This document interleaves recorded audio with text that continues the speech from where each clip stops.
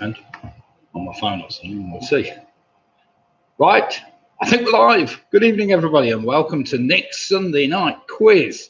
I hope everybody is feeling well after a momentous week we've had this week with very many things in the news, which have been quite exciting. Right then, tonight we have 6 rounds of tricky trivia just to keep you all on your toes. And as I speak, we have Martin Davis just joining us. So Martin and Tina, they're saying, good evening, Nick and Lydia. Another Sunday appears in a flash, and it does. You're quite right. Sundays and Wednesdays seem to appear very, very swiftly. Indeed. Never mind. Right, we've just had Neil and Tracy have just joined us. So good evening to Squeaky Bob. Big thumbs up to you. I hope all is well with you and you're keeping all well and fit, he says, Naomi. Right, tonight's... I was just going to quickly go through last week's winners. We had a tie for first place last week, 57 points out of 60, which was fantastic. We had split the difference, Paula Lewis, and then we had Harry, Julian, and Ian with his bottle of Shiraz in the background to keep him going, all on a fantastic 57 points. They were closely followed, well, I say closely followed by Don Quixote were next. Don Quixote managed 54.5 points. And they were very closely followed by PRS. And then we had a whole host of teams. There was Clive and Janet on 53.5. There was the Rugby Rotary Club on 53.5. And we had Squeaky Bob, but they were on 52.5. So there were some great results last week. Great results, everybody. So thanks for taking part. Let's see who else has joined us so far. Right, Mike Yates has just joined us. Good evening, Mike. Hope all is well with you. And it's lovely to see you still quizzing after all these weeks. You've been doing remarkably well. To stick with all these, but then my Carol's joining us. Home Alone 6. Good evening, she's saying to everybody. So good evening, Carol, and lovely to see you online. I hope everybody is well. Lisa's just joined us. She's saying afternoon from the bonkers USA. Well, yes, it's pretty bonkers in the USA. I hear in California especially there were some tougher restrictions coming in, weren't there? I think, I'm not quite sure. You might like to keep us up to date with that, Lisa. Let us know what's going on in the States, because obviously you've had this coronavirus as bad and considerably worse, really, than us in the UK, which is not a good thing at all, but never mind. We will see. Right, with Jed and Tracy have just joined us. So good evening, Jed, Tracy. Lovely to see you joined us. And they're checking in, saying good hello from sunny Rugby. And it has been sunny Rugby today. We've had some lovely weather. I even managed to generate some power on my roof to put a bit of charge into my car today. So excellent. We've just had the Rugby Rotary Club join us. Good evening, ladies and gentlemen. I'm not sure how many of you are taking part tonight, but good evening to you all. And I hope you have a good quiz team and raring to go. Latham House Lockdown. Hi there from EM. Good evening, Latham House Lockdown. Lovely to see you. Hope you are keeping well and ready to do tonight's quiz. Very easy, 6 rounds of straightforward, tricky trivia, which will be starting in about 12 minutes' time, something like that. Right, Lisa's just replied. We've got Matthew Blood's just signed in. PRS, good evening to all, and PRS, I hope you're all well. Matthew and Claire, and Robin, of course. So Lisa's just saying, yep, we're on curfew. Can't go out between the hours of 10 p.m. and 5 a.m. Not affecting us too much, but things are pretty bad here. Doesn't sound good at all, does it? Matthew's saying, sounds like the power generation was good then. Well, it wasn't too bad today, Matthew. Sun's very low in the sky, so you don't get an awful lot out of it, but managed to get a few kilowatts into the car, which was good. Chris Speaks joined us. Good evening, Chris. Hope you're all keeping well, and I hope you've got a beer ready to enjoy alongside me. I'm enjoying my own beer tonight. This is, what do we call this one? This one was called Lest We Forget. This was done in honour of, obviously, our troops that went to war. A very nice, easy drinking beer, that, I have to say. Lest we forget it, just 3.some-odd%, but never mind. John O'Rourke's just joined us. Good evening, John and the gang. Hope all is well with you. Famous 5. Are there 5 of you tonight, John? Or have you got a team of 3 or 4? You'll have to let me know. But great to see you join us tonight. Robin Miller says, I was walking home last night and saw the mother-in-law being beaten up by 6 men. The wife said, aren't you going to help? I said, nah, 6 of them should be enough. Oh, very good. I like that one. Oh dear, very witty. Why did the tree install solar panels? He wanted to be a power plant. Oh dear, they get worse. Right, keep the jokes coming in, everybody. I like those. They're very good, especially so early in the evening. The wife's just sent me a joke, which I'll tell you in a minute once I've found it on my phone. But never mind. It's on WhatsApp, is it? Right, we'll just have to quickly look at WhatsApp and see what's going on there. But never mind. Social. WhatsApp. Yeah, that's it. Oh. Right then, who else have we got here? We've just had Faye's just joined us. So, and Andrew Lewis. Andrew and Jane have joined us from sunny Yelvertoft. So good evening to Andrew and Jane. Hope you've been able to get out and do some walking or some, at least get out in the countryside and enjoy the sunshine today. I expect you've perhaps been out. Faye's just joined us. So good evening, Faye. Hope all is well with you. Lydia and I are ready to go this evening with 6 rounds of tricky trivia to keep you all on your toes. Penny's just joined us. Penny Graham. Evening, Nick, from sunny Holland-on-Sea, which I found out is in sunny Essex, and I used to live there. Didn't even know that, but never mind. So it's great to see you. Has the weather been good in sunny Essex today? I'm sure it has.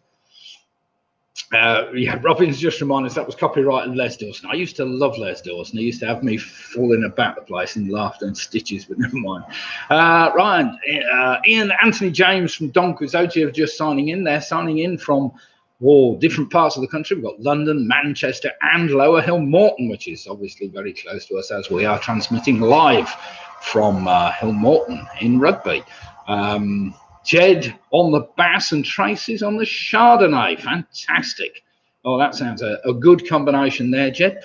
Mick Roberts has just joined us, so good evening to Mick and Bev, who it's great to see you all. Now I've got a problem, you see. And I can't use my phone. It says he's not registered. Never mind. Dear God. Never mind. Right. What was I saying? Before I forget, happy Thanksgiving for Thursday, everybody. So happy Thanksgiving to you. I hope you've all enjoyed it in the great United States, or are going to enjoy it. Anne Anderson's just joining. Evening from Anne and Dave. Essex has been quite sunny today, at least not raining, and it has here. It's been a lovely day today, I have to say. Very bright sunshine this afternoon, and it's been great. Now then, a big thank you to all the teams so far that have sponsored or put some money or made a donation towards the Myton Hospices. We are running a charity, or I'm running a charity quiz on behalf of my ex-sister-in-law on Sunday, the 6th of December. We've had a number of teams already register their interest and managed to make a donation on the site. Now, you'll find at the bottom of the screen there is a Just Giving page link. You can go if you want to take part in the quiz on the 6th. You can take part anyway, don't get me wrong, but if you'd like to make a small donation towards the charity, that's up to you. There will be some prizes up for grabs for those teams that have actually registered, so it would be great to see more teams register for the 6th of December charity quiz night. It would be great to see all of you there. Right, Clive's just joined us. Clive Shaw, good evening, Clive. Hope all is well with you. And Sarah's just joined us. So we've got Sarah. Oh, we've got a full team tonight, Sarah. Am I talking to Sarah, Russ, Joe and James? I hope for all of you are there, raring to do battle. Now, I think Sarah's done virtually all the quizzes. That's well in the 60s. They haven't won yet. They came a close second one night, as I recall. So let's see how far we can get tonight, Sarah. You must be coming on. Well, you have been coming on after all these weeks. I'll get round to repeating all the questions soon, but never mind. Chris has just joined us. He says, good evening, Nick, Lydia. I'm on the Scarlet Macaw. Very nice beer, that is. My wife's on that tonight. He bought some from Tesco's today, didn't you, Chris? Anthony Ridgway's just joining us. He's put the Ridgways plus special guest this week. Now, the mind boggles, Anthony. Is this a female guest? Are we having to guess what guest it is? Are you going to let us on? Or is it a guest from the other side of the world? No, it can't be from somebody from the other side of the world, could it? Surely not. Anyway, it could be anyway, we'll discuss that later. I'm sure you'll let me know. Clive and Janet have just joined us from Scotland, I'm in Stockton even. So good evening to Clive and Janet. Sorry about that. Georgia's just joined us, so the Yorkies are now on board. Good evening, Georgia and Rory. Hope all is well with you. Have you managed to get more than 2 in your team yet? Sarah saying always a full team. That's what I like to see. Derek Chalmers just joined us. Good evening, Derek. Hope all is well with you. Keeping well. And Chris is saying he got it from Asda. I thought he went to Tesco's. Never mind. Fair enough, Chris. Pick a mixer here. Good evening, Pick a Mix. Hope all is well with you. Raring to do battle as usual on Sunday night. And Anthony's just replying. He says, we've recruited the world quiz champion. Oh, excellent. That's just who you need. Well, we'll see. We'll see how he is with some of my particularly dodgy questions tonight. But never mind. Let me quickly and swiftly run through this evening's rounds for you, and then we'll get back to the chat column. Round one, number one, as is normally the case, we start with Sunday the 22nd. Round number two is a trivia trail. Round number three is entitled Body Parts, where there's a body part of some description in all the answers. Well, not literally, obviously. Round number four is an initial letter link, fairly straightforward. Round number five is a connections round, where I ask 9 general knowledge questions, and question 10 asks for the connection between the previous 9 answers. And then round number 10 tonight, we finish off with 10 general trivia questions, and they are pretty trivia. There should be 1 or 2 to catch everybody out. There, he says, no. Now, do remember to subscribe to my channel if you haven't already done that by just hitting the bottom, in the bottom right of the screen. And also give me a thumbs up if you do like the quizzes. It's always great, because the more thumbs up I get, the higher I get up in the rankings. I'm now virtually on Google's third page for Nickslivepubquiz, something like that. It's beginning to go up the rankings slowly but surely. Oh, these are on the Google rankings as well. So, right, we've had, who else have we had? Steve's just joined us. So we've Steve and Hills have joined us, along with a very smelly Dexter. Oh, dear. Does that mean that, Steve, you've got to run off and give him a good bath and or whatever, or are you just leaving him smelly tonight? That sounds a bit horrible, but never mind. Michelle's just joined us. She's saying good evening to everyone. Well, everyone, I hope, yes. Chris is just saying he's on the Scarlet McCall. Robin, body parts, not you. Now stop guessing the questions, Robin. You might find there's something like that in there, but we'll see. Jill Pugh saying Steve and Jill are raring to go. So good evening, Jill. Good evening, Steve.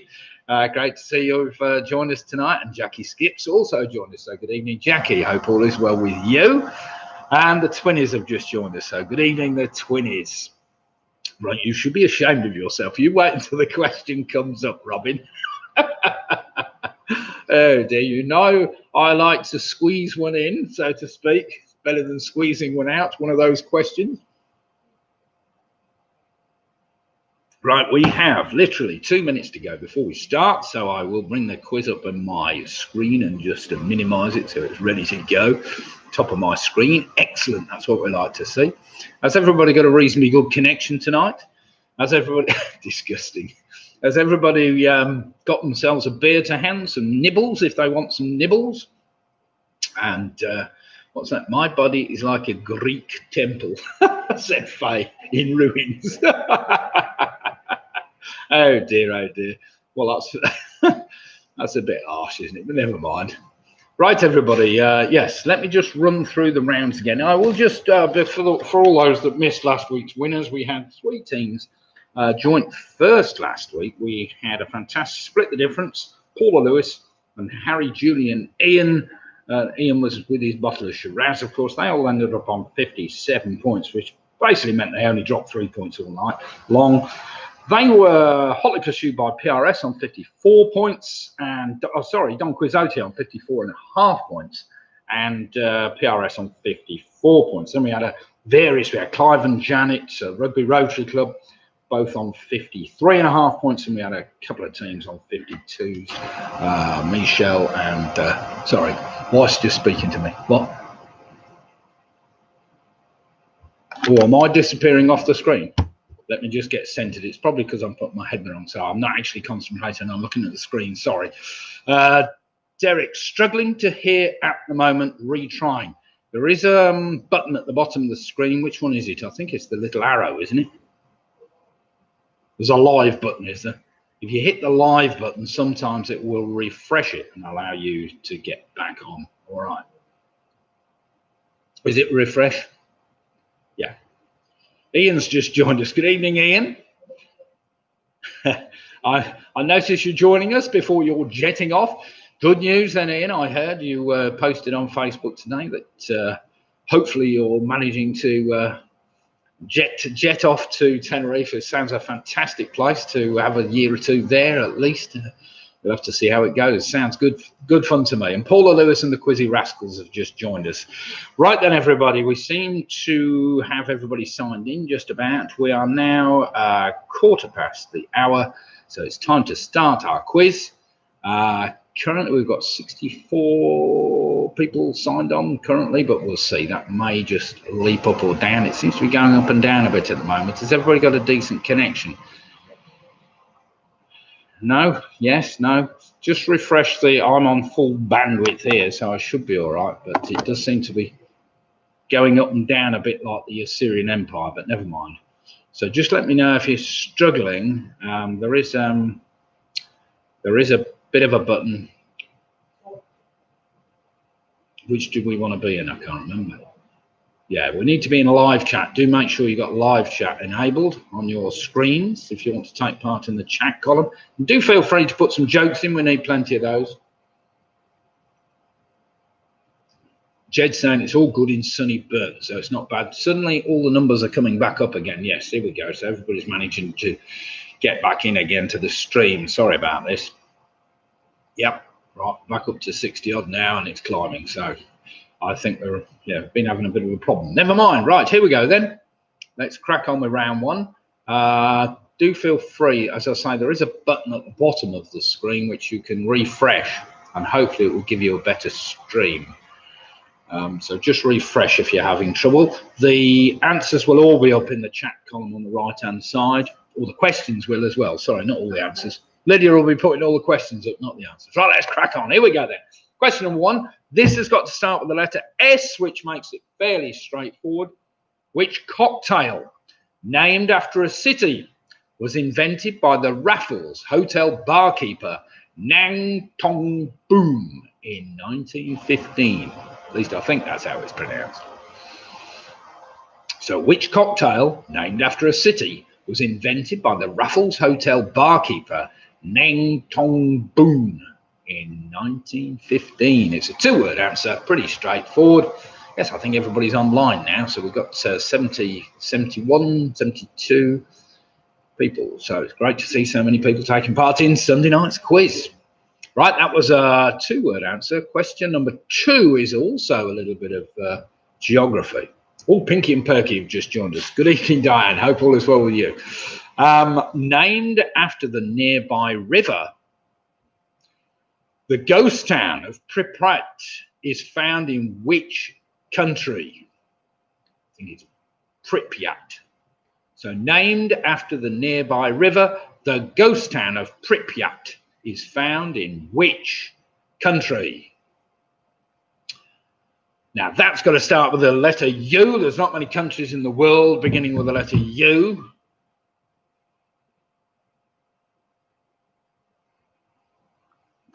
If you don't know the answer, you can have at least a guess at that one. Question number three. Oh, blimey, O'Reilly, you're going to love me. It's another geography question, starting with the letter N, as in Sunday. Which Central American country is bordered by Honduras to the north and Costa Rica to the south? So which Central American country is bordered by Honduras to the north and Costa Rica to the south?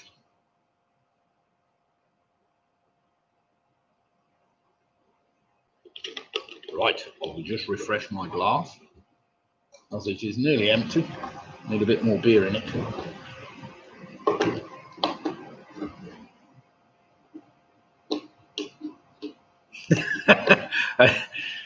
Robin's just shown us the Yin Tang song. Do you want me to sing it, Robin? Go sing the Yin Tang, Yin Tang, Yin Tang, Yin Tang, Yin Tang. Don't get me started. Right, question number four. Which male tennis player lost a record 4 US Open singles finals in the 1976, 1978, 1980 and 1981? Derek's obviously lost us. We're back. Yes, it does seem to be a little bit flaky tonight, Derek. I'm so sorry if you're struggling to get a stream. All the questions, as I say, are in the live chat on the right-hand side. We do have the odd night when the connection drops a little bit for some strange reason, but not very often. But occasionally we do get I've had a night where we've had to restart the stream altogether, which really knackers people up altogether when I start mucking about with that. So question 4 again, which male tennis player lost a record 4 US Open singles finals in 1976, 1978, 1980 and 1981? It's a 2-word answer, although his surname will do.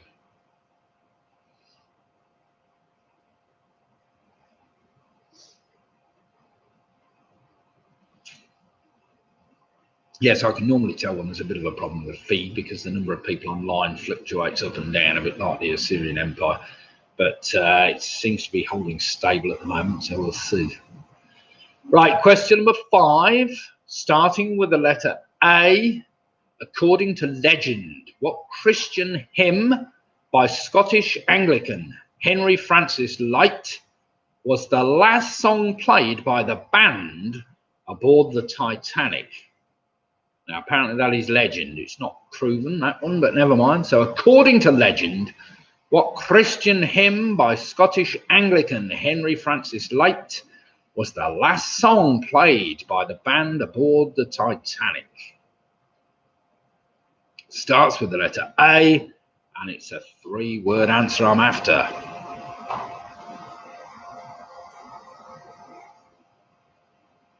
Right, we seem to have back up to 70-odd people back on board again, so that's good.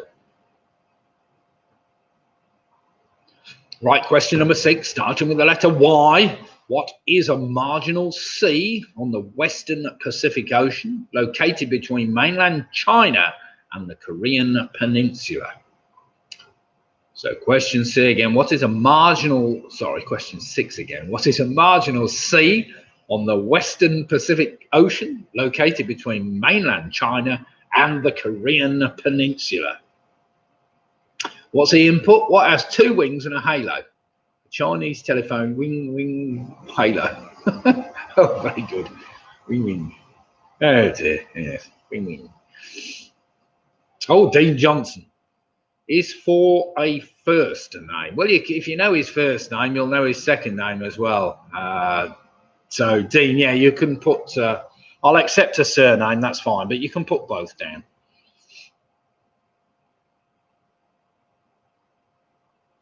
Right then, question number 7. I don't know whether the Yorkies are going to like this one, but never mind, we'll see. Reaching number 1 on the Billboard Hot 100. What year appeared in the title of a 1968 hit song by the American pop group duo Zager and Evans?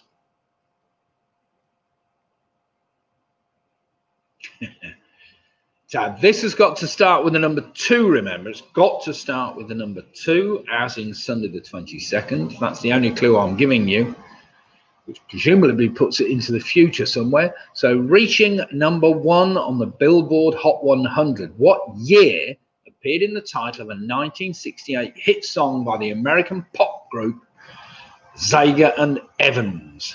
Who are they? No, you're right, Georgia. I never heard of them either. I've heard of the song though, and so will you have heard of the song. If I sang you a bit, it'd give it away, obviously.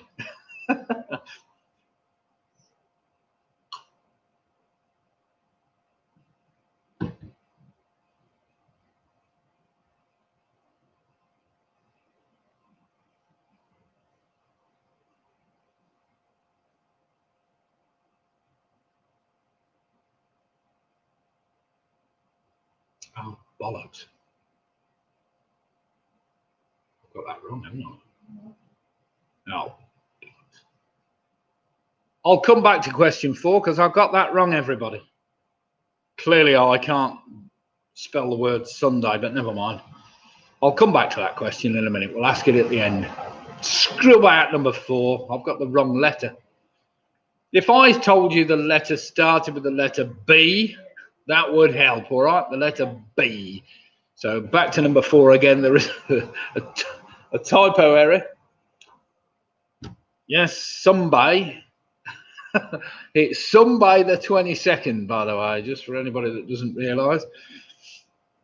So question number 4 starts with the letter B. The letter B. Sorry, not D. I don't know where I dragged that one from, but never mind. Right, we'll come back to that. I'll give you a little bit longer. Question number 8. This also starts with the number 2, just to help you a bit. Also known as a sidereal month. To the nearest whole number, how many days does it take for the moon to complete one orbit around Earth? So question number 8, also known as a sidereal month, to the nearest whole number, how many days does it take for the moon to complete one orbit around Earth?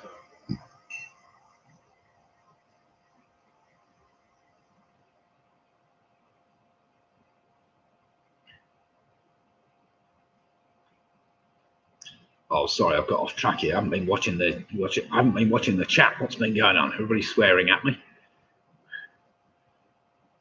Martin Davis, we had been puzzling. Chris, is it the body round already? Oh no. No, it's not, Chris. We're not on the body round yet, but never mind. Oh dear. Unfortunately, it takes up too much room in my... I have the body of a 25-year-old model. Unfortunately, it takes up too much room in my freezer. I like that one. That's clever. Nice one, Faye. Yes. Need another beer, says Ian. I don't blame you either.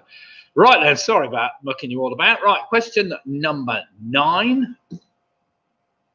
Oh God, I can't see enough of it on my sheet. Hang on, I've got enough of there. Which of these is not the real name of a London Underground station? I'll give you the choice. Is it North Wembley, North Leighton, or North Greenwich? So which of these is not the real name of a London Underground station? I'll give you the choice. Is it North Wembley, North Leighton, or is it North Greenwich?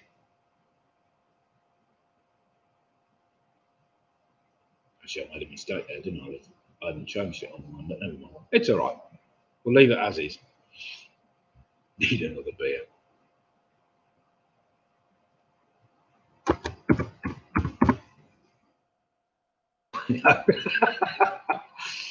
And finally, question number 10, starting with the letter D. Which country's flag, the oldest existing flag in the world apparently, fell out of the heavens during a battle on the 15th of June, 1219? There's a good one for you. So which country's flag, the oldest existing flag in the world, apparently fell out of the heavens during a battle on the 15th of June, 1219. Well, I knew there was some historical connection with that one, but never mind. So then, all your answers should spell out the word Sunday the 22nd. As you can tell, it should have said Sunday, but unfortunately the D, just to keep you all on your toes, was replaced with a tricky letter B. So there'll be some people scratching their heads there. So yes, question number 4 has got to start with the letter B. B for Bannockburn or something like that. The name of that tennis star. Right then, everybody, have we had long enough? Have you got answers for everything? In which case, let us do some marking after this first round and see how we crack on.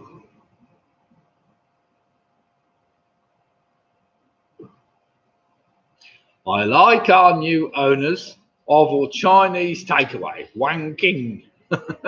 Nice one, Ian. Keep them clean. Andy from Bannockburn. Good old Andy even. Sorry, Andy. Right, here we go then. These are the answers where I was looking for. Number 1, that cocktail was called a Singapore Sling. Number 2, named after a river, the ghost town, of course, is in the Ukraine. Number 3, that Central American country I wanted was called Nicaragua. Number 4, the one that I got completely wrong, was Bjorn Borg, of course. Number 5, that hymn I wanted was Abide With Me, Abide With Me. Well done if you got that, because that was a bit tricky. Number 6 was the Yellow Sea. Number 7, the song went something like In the Year 2525, something like that anyway. So it was 2525 was that number 1 hit song from 1968. Number 7, also known as a sidereal month, the nearest whole number. How many days did it take the moon to complete one orbit around the Earth? That's 27 days. Well done if you got that. A lot of you would have put 28, which is a different type of month, but never mind. Number 9, which of these is not the real name of the London Underground station? It was North Leighton. North Leighton does not exist. Leighton exists, but not North Leighton. Finally, number 10, which country's flag, the oldest existing flag in the world, apparently fell out of the heavens? That was the flag of Denmark, which is currently the oldest existing national flag in existence. So that's a good one that you've got to remember. Robin saying, do not F King sing. Sorry, Robin. Was I straining your ears as usual? Right, let's have some scores and see how we're fared. Sorry about the mistake and the error in round number 1. It probably won't get any better, but never mind. Right, Michelle started off with a fantastic 8. Squeaky Bob straight in with a 10 points. Well played, Squeaky Bob. Steve Farnan and Hills are on 9. Dexter the Dog's obviously putting them off that extra one. Jen and Tracy are on 7. Martin Davis is saying, oh dear, on 7. Latham House Lockdown on a fantastic 8.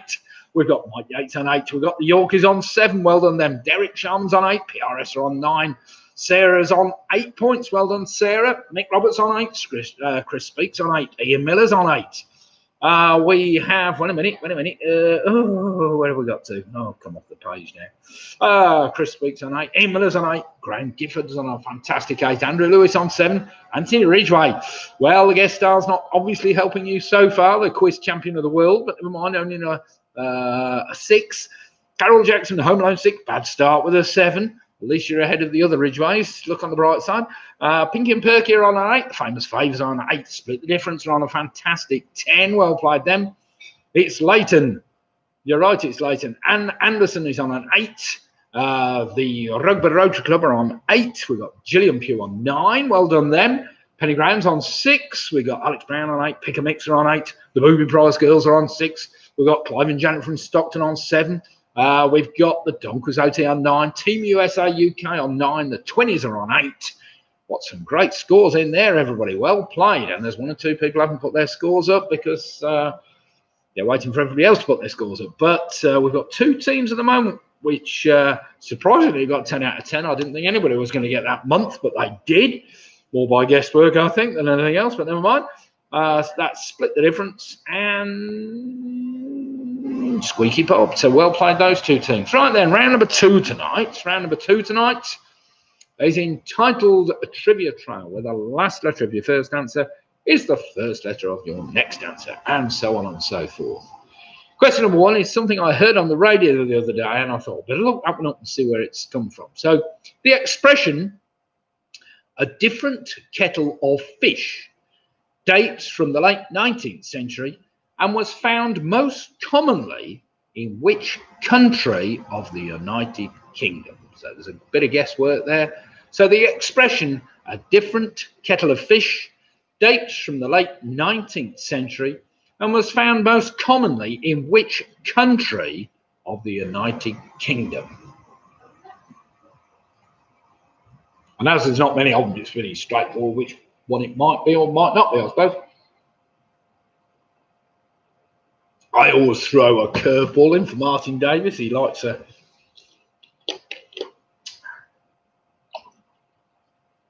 But I don't want to lead you down the garden path with that one, Martin. Question number 2. Do you remember, take the last letter of that country, and it's the first letter of this one-word answer. Also, the nickname given to the official German pulse jet aircraft designated the Fi-103. What is the alternative name given to the cockchafer Beetle? So also the nickname given to the German pulse jet aircraft designated the FI 103, what is the alternative name given to the cockchafer beetle? A very rude name for a beetle, as I may say, but never mind. So one-word answer. Right, take the last letter of that alternative name for the cockchafer. I won't say it anymore. And it's the first letter of this answer. Question number 3. Tony Banks, Mike Rutherford, Peter Gabriel, Anthony Phillips and Chris Stewart were the founder members of which well-known progressive rock band? That's just a one-word answer I'm after. So Tony Banks, Mike Rutherford, Peter Gabriel, Anthony Phillips and Chris Stewart were the founder members of which well-known progressive rock band?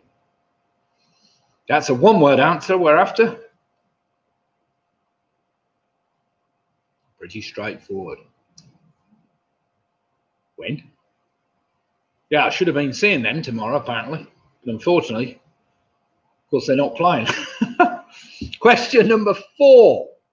What was the former name of the city which was renamed in 1976 and is now known as Ho Chi Minh City? So one-word answer I'm after. So what was the former name of the city which was renamed in 1976 and is now known as Ho Chi Minh City?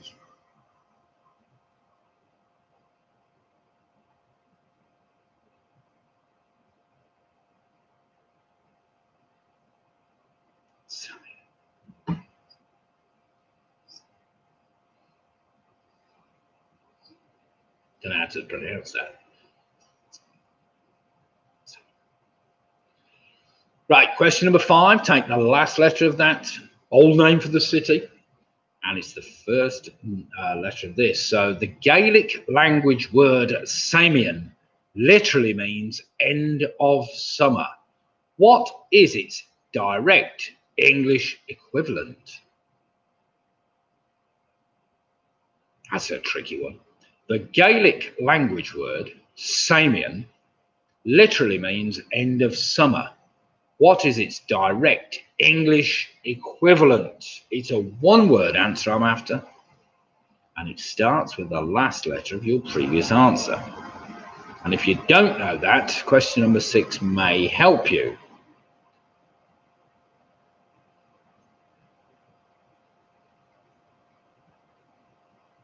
Are we all keeping up with this? Come on, Yorkies, you doing all right? Good. That's what I like to see. Good thumbs up there.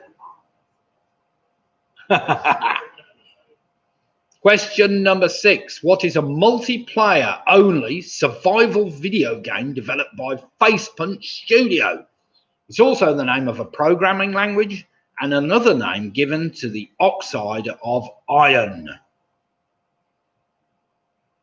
So question number 6 again. What is a multiplayer only survival video game developed by Facepunch Studio? It's also the name of a programming language and another name given to an oxide of iron. Just a one-word answer I'm after for that one.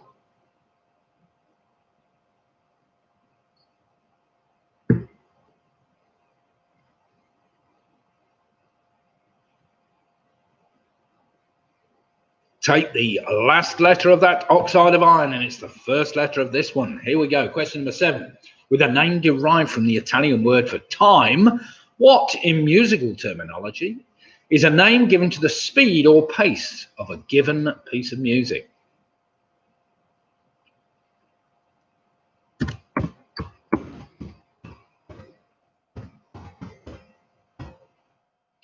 So with a name derived from the Italian word for time, what in musical terminology is a name given to the speed or pace of a given piece of music?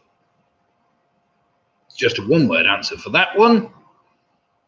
Pretty straightforward. I'm sure we know that one. Now, question number 8 is a two-word answer. A two-word answer. Somebody you've all have heard of. So, born into poverty in rural Mississippi, which American talk show host has now received a total of 39 Daytime Emmy Awards?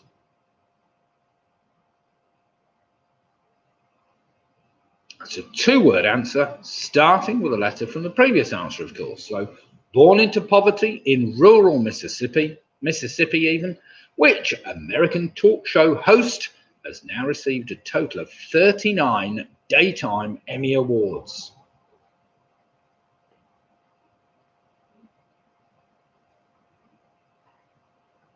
Well, it's great to see so many people taking part in the quiz tonight. Certainly been in excess of 20 today. 70 odd tonight, which is very good. Signed in from all over the place. Question number 9. Remember to take the last letter of that person's name or surname, and it's the first letter of this. Question number 9. In 1868, which lock manufacturing company was founded in Stamford, Connecticut?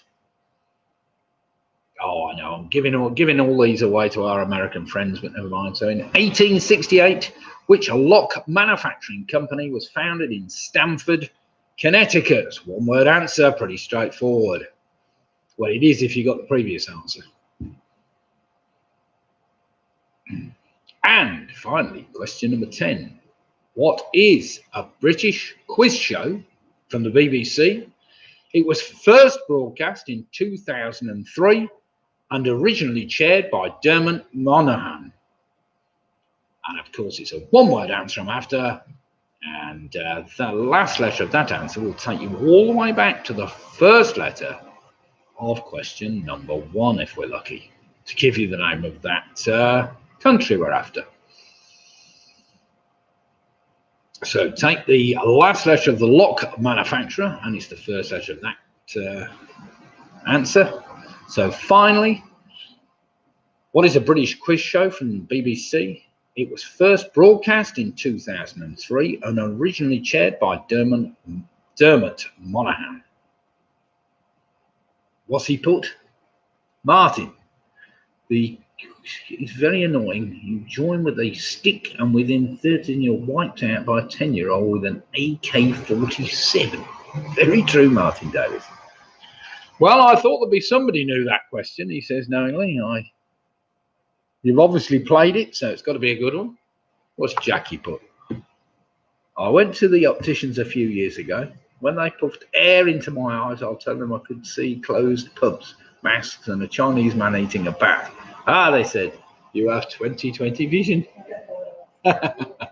Very, very good. Yes, that was the one that I was sent, actually. Oh, dear. Excellent.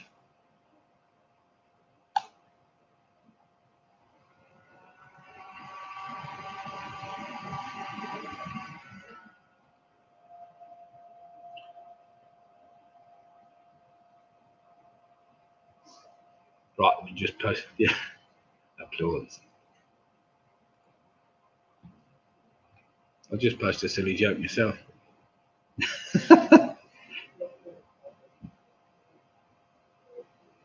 Right then, everybody. Let's just go through that round, the answers to that round, which was the trivia trial round. Are we ready to do some marking? I'm sure we all are. The expression, a different kettle of fish, dates from the late 19th century.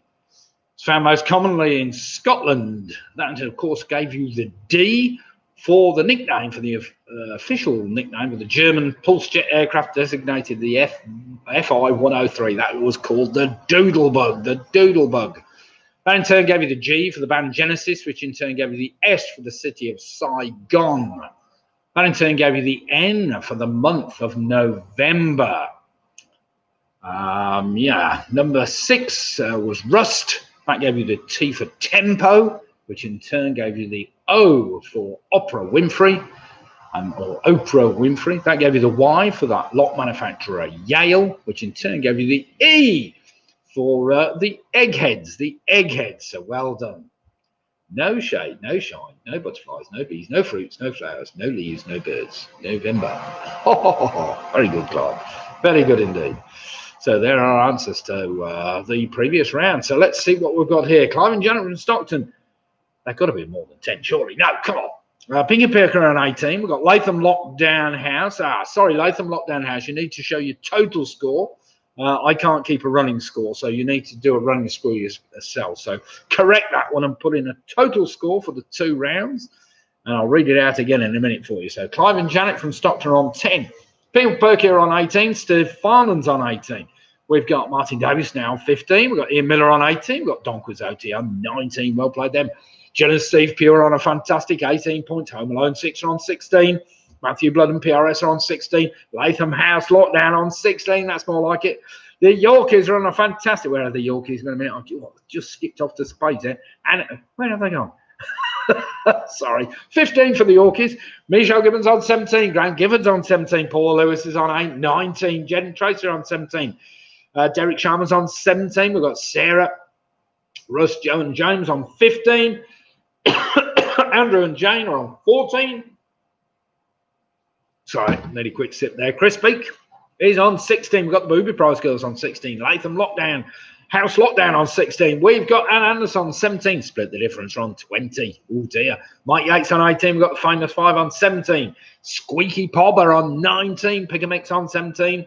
Penny Graham's on 13. Anthony Ridgway's on 16. Making a comeback here. Team UK USA are on fantastic 19. Alex Brown's on 15. Clive and Janet from Stockton are on 17. Rugby Rotary Club are on 18. And we've got the 20s on 16. Mike Yates is on 18. PRS are on 19, not 16. Jill Pugh, I can't eat rice. I'm basmati. Oh dear, oh dear. What's the difference between snowman and snow women? Snowball. Oh, yes, a good old joke, that one. Yes. Fun fact, if you were to take out all the organs in your body and stretch them out, you'd die. Well, I suppose you would, yes. Eventually you would. Oh, dear, oh, dear. Oh, and talking of that, round number 3, body parts. Now then, somewhere buried in the answer, not necessarily buried, sometimes it's the whole answer, but sometimes buried in the answer is the name of a body part of some description. It could be your hallux, it could be your pollux, it could be your weenie, it could be anything like that. So just to let you know, none of those answers are in there. So your hallux and your pollux aren't in answers. So here we go. Question number 1. Based in an American holiday resort, what is a 1975 American thriller film directed by Steven Spielberg and based on a Peter Benchley's 1974 novel of the same name? Yes, I'm talking balls again, Chris. You're all right. So based in an American holiday resort, what is a 1975 American thriller film directed by Steven Spielberg and based on Peter Benchley's 1974 novel of the same name?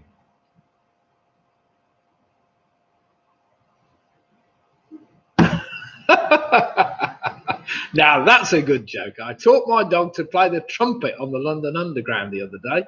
He went from barking to tooting in 30 minutes. That's an intelligent dog by any standards. Right then, question number 2. What is the term used for the white of an egg or the protein contained within it? So what is the term used for the white of an egg or the protein contained within it? Now, I did say with these body parts, it could be slangish. Well, that's probably not in the, concise dictionary of body parts. Oh, well, whatever.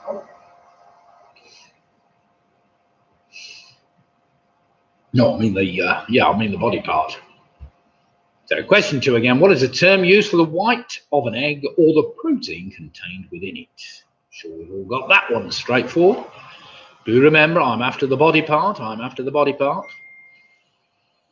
Question number 3, what connects the Millennium Bridge in London, the Webb Bridge in Melbourne, and the Arganzuela Bridge in Madrid?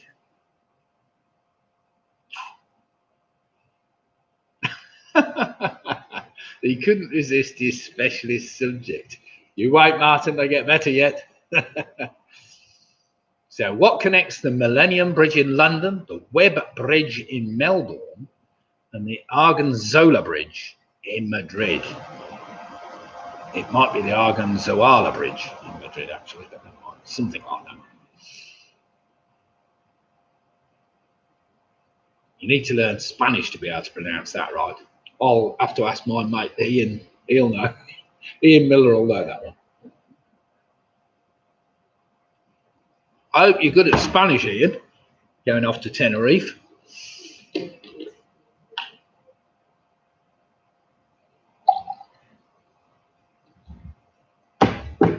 Right then, question number 4. You knew this was coming. Which planet currently at a distance of 1.5 billion miles from Saturn has an atmosphere that creates a blue tint when viewed from space?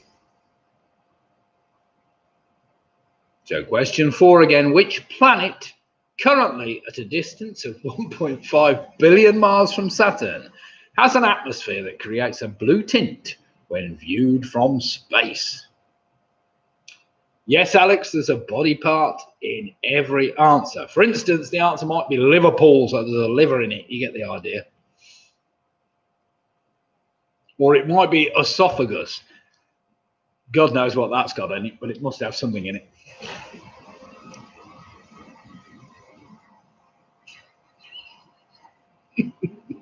I like that one. Like the mouse lockdown. When the doctor said he could cure my dyslexia, it was music to my arse. Sorry, ears. I like that one. Very good indeed. Question number 5. What American company was formed in 1922? The founder had developed a method of fast freezing seafood. Pretty straightforward, that one. So what American company was formed in 1922? The founder had developed a method of fast freezing seafood. Now, don't forget to hit the like button if you like the quiz. The more likes I get, the better. Even if you don't like me, it's worth a like. Question number 6. With a term coined in 1855, what name is given to the vast majority of parliamentarians who do not hold ministerial or shadow ministerial office? Just a one-word answer I'm after. Bit of a wordy one-word answer, but it's a one-word answer all the same. So with a term coined in 1855, what name is given to the vast majority of parliamentarians who do not hold ministerial or shadow ministerial office?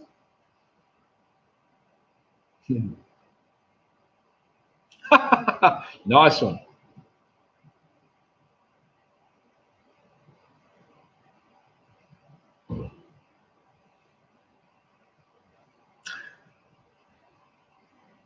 Wait, yes, at least that's got a thing. Yeah, I was going to say it doesn't have a body part really, but nearly. Spineless definitely does. Nice one, Chris. That's a good one. Waste of space. I like that one. Oh dear. Any more silly tittery jokes on that one? Right then, question number 7. With a name derived from the Greek for horse chariot racing, what is the name of the theatre best known as the home stage of the Birmingham Royal Ballet? Here's old. Lobby for fodder. Oh dear. So question 7 again. With a name derived from the Greek for horse chariot racing, what is the name of the theatre best known as the home stage of the Birmingham Royal Ballet? So one-word answer I'm after. Do remember it contains somewhere in that answer a body part.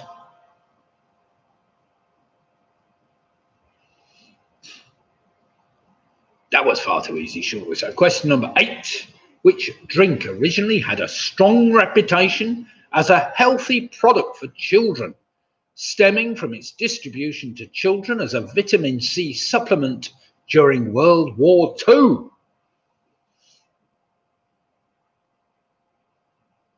So which drink originally had a strong reputation as a healthy product for children, stemming from its distribution to children as a vitamin C supplement during World War II?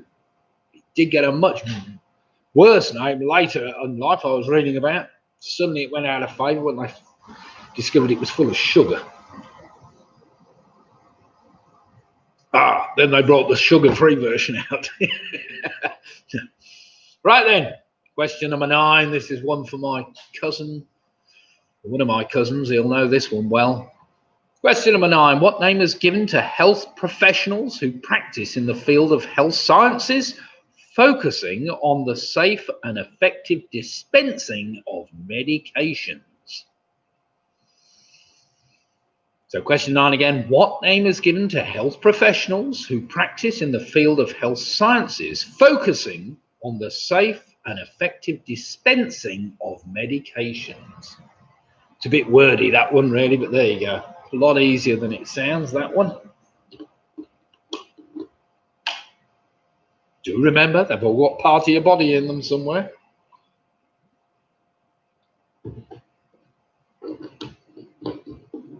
And finally, in this dead easy body parts round, question number 10. Playing an important role in Druid mythology, and with a Latin name Viscum album, what is a parasitic plant which attaches itself to a host tree through which it extracts water and nutrients? So question 10 again. Playing an important role in Druid mythology, and with a Latin name Viscum album, what is a parasitic plant which attaches itself to a host tree through which it extracts water and nutrients? Very straightforward, that one, for all you nature lovers. Sarah and the gang will get that straight away. Yes, plenty down our road at the moment.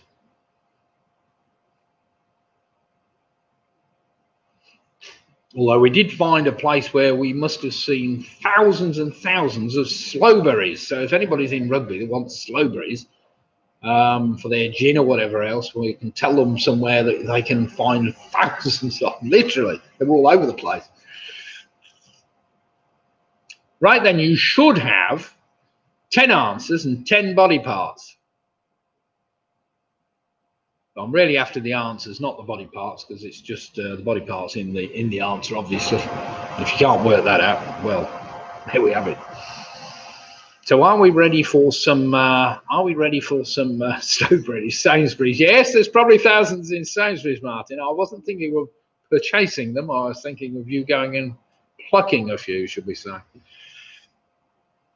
No, but I do need some rhubarb if you have any in the freezer. Ugh. We still got any rhubarb left on it? We picked our rhubarb, didn't we? Don't think we have. Right, here we go then. Question number 1. Based in an American holiday resort, of course, that film, Steven Spielberg film, a great film called Jaws, of course. What a fantastic film that was. Question number 2 was albumin, which of course has got bum in it somewhere. Question number 3, the 3 bridges were all foot bridges. That was what connects them. They're all foot bridges, so the word foot connects those. Number 3, which planet currently lies at a distance of 1.5 billion miles? Well, you might have put Uranus, but you're wrong. It's Earth, of course. Earth currently lies at 1.5 billion miles from Saturn. Number 5, one American company was formed in 1922. That was Bird's Eye. Of course, there's an eye in that. Number 6, I was after backbenchers. Of course, there's back in there. Number 7 was the hippodrome. Hippo, the Latin, of course, for horse. And, of course, there's a hip in that somewhere. Number 8, that children's drink was Ribena, which, of course, got rib in it. Number 9, they are better known as pharmacists, and pharmacists dispense medication, and, of course, there's an arm in that one. And finally, number 10 was mistletoe. Mistletoe, viscous album, that parasitic plant. There's plenty of it around here at the moment. And, of course, that's got the word toe in it, mistletoe. So well done if you got that. So I'm expecting a few good scores there. So Squeaky Bob straight out the blocks with a 29 points. That's fantastic. Jen Tracy on 27. Michelle Gibbons on 26. Martin Davis is on 24. The Famous Five are on 26. We've got Latham House Lockdown on 26. Anthony Ridgway is on 25. Mike Yates is on 27. Oh, Carol and Home Loan 6 are on 25. Steve Farman's on 25. Split the difference. Haven't dropped a point yet. They're on 30 points. Ian Miller's on 25. We've got Graham Gifford on 26. The Rugby Rotary Club are on 25. Penny Graham's on 22. Where have we got to? Sorry. The Yorkies are also on 22, so a close thing between the Yorkies and Penny Graham. Matthew Blum, PRS are on 29. Don Quixote is on 28. Mick Roberts doing well on 25. Andrew and Jane Lewis on 22. And Anderson's on 26. Chris Speaks on 25. We've got Pinky and Perky doing very well on 28. Derek Sharman, he's on 25. Well done, Derek. Clive and Janet from Stockton on 25. Jackie Skip, what's she put? Fine, I put Members of Parliament. Can we have a point, please? Well, you can gift yourself whatever points you like, Jackie. Members, yes, I suppose a member, that's fair enough. Sarah and the gang are on 23. We've got Jill Pugh on 25. Paula Lewis on 29 points. Team UK, USA, they're happy on 29 points. Alex Brown, he's on 21 points. Well played, Alex. Ian Miller's put Alex Brown, happy place. Pretend you're winning, Ian. Why don't you? That's fair enough to me. There's nothing wrong with pretending you're winning, even if you're not. Right then, round number 4 is an initial letter link. The Booby Prize girls are also on 25 points. It's been a great turnout tonight. Before we start round 4, let me just give you another quick plug for the charity quiz, which we're doing on the 6th of December. This is for the Rugby Myton Hospices. If you'd like to make a donation, just go to the bottom of the screen. There is a link, which is just giving. It's a just giving page, basically. And do make sure you register a team name at the same time. We've already had, I think I've got 15 teams so far registered. The more the merrier. You can take part anyway, it doesn't really matter. If you'd like to make a small donation, do feel free. There will be some cash prizes up for grabs. We have got £100 to give away on the night. So, and some other prizes which have been kindly donated by one or two of the other teams. So do feel free. Anyway, that's by the by. We'll get on to that another day. No link at the bottom of iPad screen. It should be under my picture, Graham. It should. Is it? I can't actually see it on my screen because, of course, mine's a different screen. But I have a live broadcast screen, which is big. Is it on the bottom of the screen? Does it give a dis?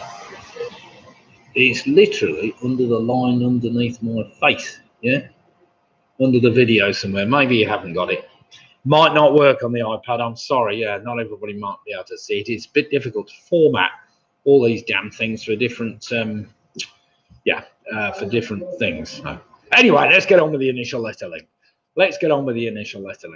Question number 1, fairly straightforward. How many white stripes would you find on the flag of the United States of America? The 20s have just come in with 24 points. Well played, the 20s. Yoni AJB, 20s, 24. So how many white stripes would you find on the flag of the United States of America? Well, I expect Team UK, USA should do all right on that one. They've probably got a flag in their front room unless they've burnt it, but we'll see.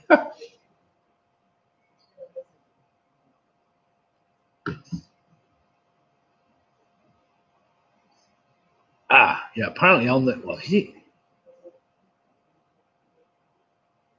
Yeah, on the iPad, apparently there's a red line, and if you press the arrow on the red line, it brings up some more stuff underneath, and it brings the link up. Yeah, sorry. So there is a way of bringing it up, but it's not easy, I have to say. Question number 2, listen carefully. What type of fitness program was created in the 1990s by a Colombian dancer and choreographer when he forgot a music tape for his aerobics class and instead used a completely different type of music from a tape he had in his car? It's a one-word answer. I think we had this, yes. Lydia's saying we had this the other week. I'd forgotten about it, but never mind. So what type of fitness program was created in the 1990s by a Colombian dancer and choreographer when he forgot a music tape for his aerobics class and instead used a completely different type of music from a tape he had in his car? That was the good old days when we had cassette decks in our car. You remember sticking them in? We had, what did we have, Ant? Billy Joel, Supertramp, and the Police. I think there were the 3 main tapes we had in our car. Question number 3. Which Greek letter was the main inspiration for the euro sign? Ian, that's even before my time, 8 tracks, but never mind. Well, it's not really. We had 8 tracks. I never actually fitted them to the car, but never mind. So question number 3, which Greek letter was the main inspiration for the euro sign? If you can imagine it, I won't draw it out, but if you can imagine it in your head, the euro sign, what Greek letter was the main inspiration for that sign? Now, this is an initial letter link, so you need to be thinking about the initial letters of each of your answers. Of course, if you've not got any so far, that really won't help you, but never mind. Question number 4 might help because this is a bit easier. According to the well-known proverb, a stitch in time saves how many? So question number 4 again. According to a well-known proverb, a stitch in time saves how many?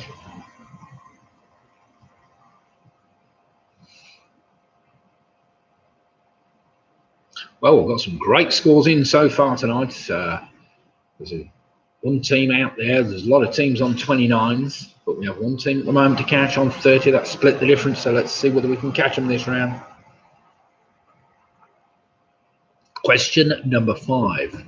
After running a shop that sold collectible postage stamps, which I didn't know, in the first 2 series, what was the occupation of Private Fraser in Dad's Army from the 3rd series onwards? We all know him as this, I'm sure. Stitch in time saves 4. So question 5 again. After running a shop that sold collectible postage stamps, which I didn't know that, in the first 2 series, what was the occupation of Private Fraser in Dad's Army from the 3rd series onwards? It suited him far better, I'm sure.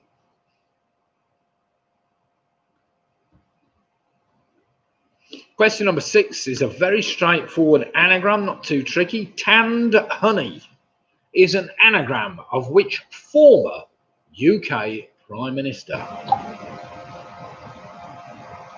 Probably easier if you see it.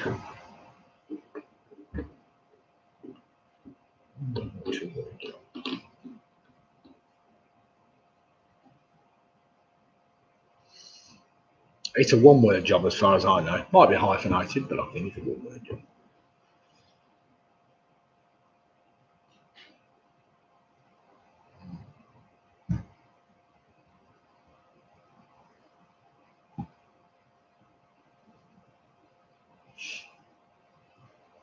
Sorry, Robert. I didn't even know he'd been didn't even know he'd had a shop selling collectible postage stamps, but never mind. Right, question 6 again. Tanned honey is an anagram of which former UK Prime Minister?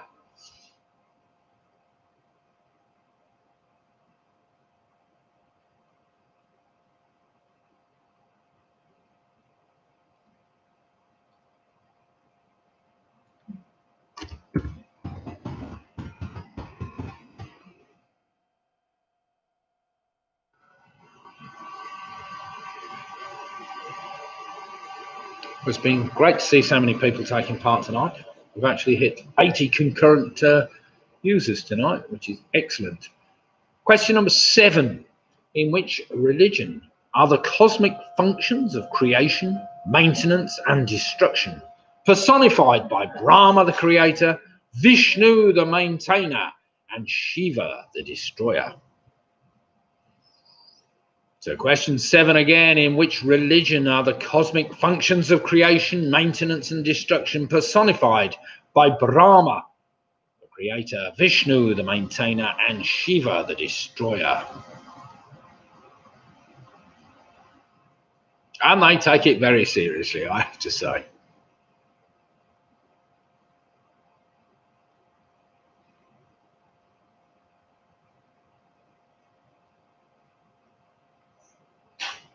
Question number 8 is a bit wordy, but listen carefully.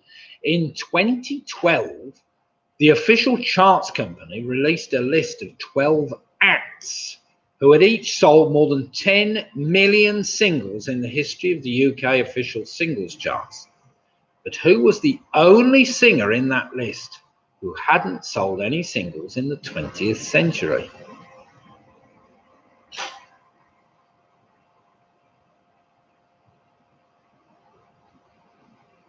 So in 2012, the official charts company released a list of 12 acts who had each sold more than 10 million singles in the history of the UK's official singles charts. But who was the only singer in the list who hadn't sold any singles in the 20th century? That presumably because they sold them all in the 21st century. So we're looking for a modern singer who sold more than 10 million singles.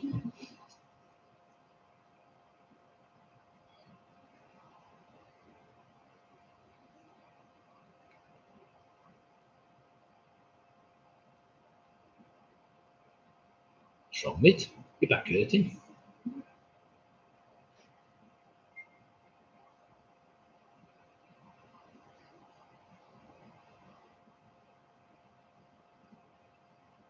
Question number 9. Iacho Napoleon Bonaparte Airport can be found on which French island? So question 9 again. Iacho Napoleon Bonaparte Airport can be found on which French island?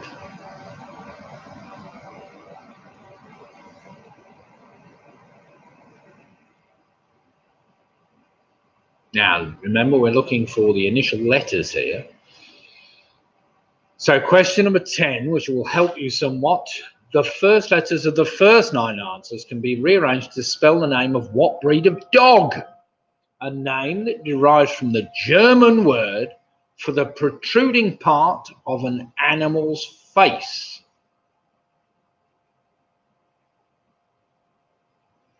So question 10 again, the first letters of the first 9 answers can be rearranged to spell the name of what breed of dog?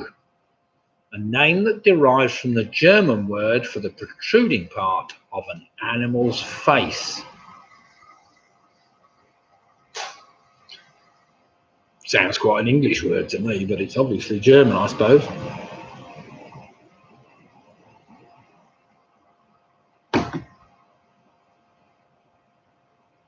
Whilst you're thinking of that, I'm going to pop to the loo, something I don't do very often, but I'm going to. Because that might take some thinking for a minute. So normally I'd put a little something on to play a bit of music, but give me a second, I'll be back.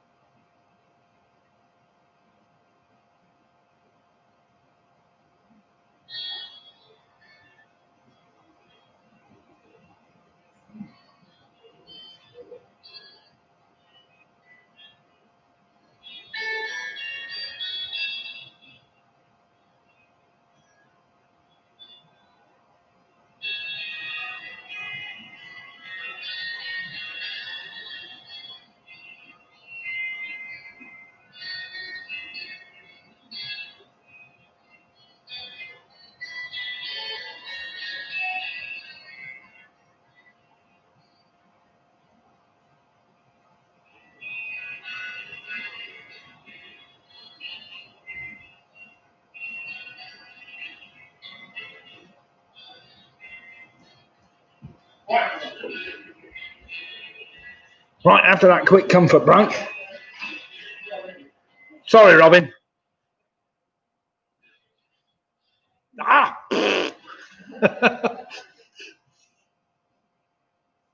think I've been drinking the beer rather too quickly, but never mind. What's that, Ange? Oh, of course it does, right. Right, we all got the name of that dog yet? Tricky dog. Yes, I quickly wash my hands, and I've used some antibacterial and some sanitizer as well. Good, you want to live with my wife. Wherever we go, hand sanitizer, these face masks, this. Dreadful. Never mind. It's just as well because we've had a few of our quizzes now fall foul of COVID. What's that? Yeah. It's a bit wolf. Right, here we go then, everybody. Are we ready? Do we need some more time? Just let me know if you need a bit more time, because some of these initial letter inks, a bit tricky sometimes, and you just need to work it out. All right, the wife's got it hours ago, so has everybody else got it hours ago? Does anybody need any more time? Just let me know. I have given you a bit of time. Nope, we're ready. Right, they're ready. They're ready. Here we go then. I'll give you some answers if everybody's ready. How many white stripes would you find in the USA flag? That's 6. Number 2, that dance I was after was called Zumba. Zumba, well done if you got that. The Euro sign, of course, is the inspiration came from the letter E, which was epsilon. Epsilon. Number 4, according to the well-known proverb, a stitch in time saves 9. Number 5, he became an undertaker, apparently, after collectible postage stamps. Number 6, canned honey is an anagram of Anthony Eden. Well done if you got that. Number 7 is Hinduism, of course. Number 8 was Rihanna. Rihanna is the only one that's had 10 million singles. Well, at that time, that was 2012, of course. I don't know what it is now, but never mind. Number 9, that airport is in Corsica, of course, the birthplace of Napoleon Bonaparte. And final number 10. The German word for an animal's face is a snout, and Schnauzer was the name of the dog I was after, a Schnauzer. Well done if you got that. That was a bit tricky, that one. I was asking whether he wanted an undertaker or funeral director. Ah, I see, sorry. I was trying to figure that one out, Robin, because sometimes it's not quite so easy. Right, Pinky and Perky, 37 points. We've got Latham House Lockdown on 36 points. We've got Chris Peake on 34. Steve Finance on 35. We've got Martin Davis now on 33. Sarah, Russ, James. It's gone off the screen. Come back here, come back here. They're on 33 anyway. Squeaky Bob on 39. We've got Jen and Tracy on 35. Graham and Jane Given are on 35. We've got Michelle Gibbons on 36 and Charlie. Ian Miller's on 30. The Famous Five are on 36. Anne Anderson's on 34. We've got Andrew Lewis on 32. Don Quizzotti now moved on to 38 points. Home Loan 6 are on 34. We've got Anthony Ridgway now just moved one step ahead on 35 points. PRS are on 38. We've got the 20s on 30. Mick Roberts is on 34. Alex Brown's on 30. We've got Split the Difference. There's yet to drop a point, 40 points. Penny Graham on 30. Pick and Mix are on 35. We've got the Booby Cries Girls on 34. Derek Sharma's on 34. Jill Pugh's on 34. The York is doing very well. Georgia and Russ on 27. We've got Mike Yates on 35. Team UK, USA, 39 points. Well played then. Leslie Barrett now in the reckoning on 35 points. Clive and Janet from Stockton on 34. Paula Lewis, 39 points. And we've got the Rugby Roach Club on 35 points. So it's all very close. We've got 2 rounds to go. Round number 5 is a connections round. Basically, 9 general knowledge questions, where question number 10 asks, what is the connection between the previous 9 answers? So it's pretty straightforward. So listen carefully, just some random general knowledge questions. Here we go then. What gemstone is the traditional gift for a 45th wedding anniversary? One of those silly wedding anniversary questions, but never mind. What gemstone is the traditional gift for a 45th wedding anniversary?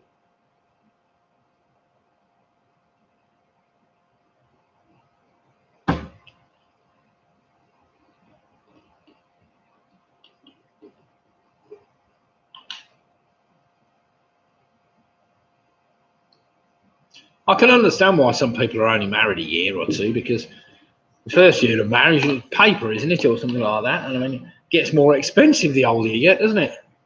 I mean, start giving away gold and platinum, for heaven's sake. Blimey, O'Reilly. Question number 2, listen carefully. Which line on the London Underground, not another London Underground question, can you take you directly to the centre of London from Heathrow Airport? So which line on the London Underground can take you directly to the centre of London from Heathrow Airport? Squeaky Bob. I got as far as Pearl. That's very good. I'm with Pearl.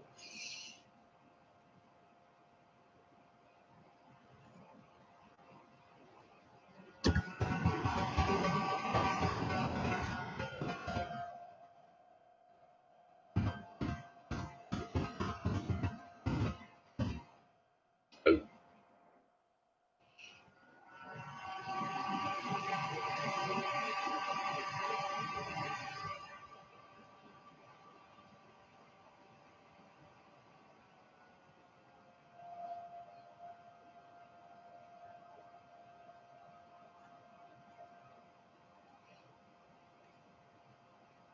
Where's my quiz going? I lost my quiz. Question number 3. In Roman mythology, Neptune was the god of what? Give you a quick joke to keep you going. So in Roman mythology, Neptune was the god of what?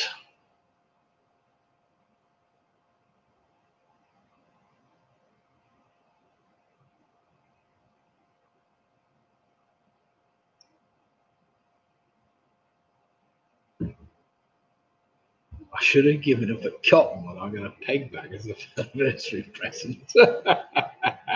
Oh dear. Well, Squeaky Pod's doing well. Pearl, was that 30? Is it Pearl? I don't know, somewhere around there.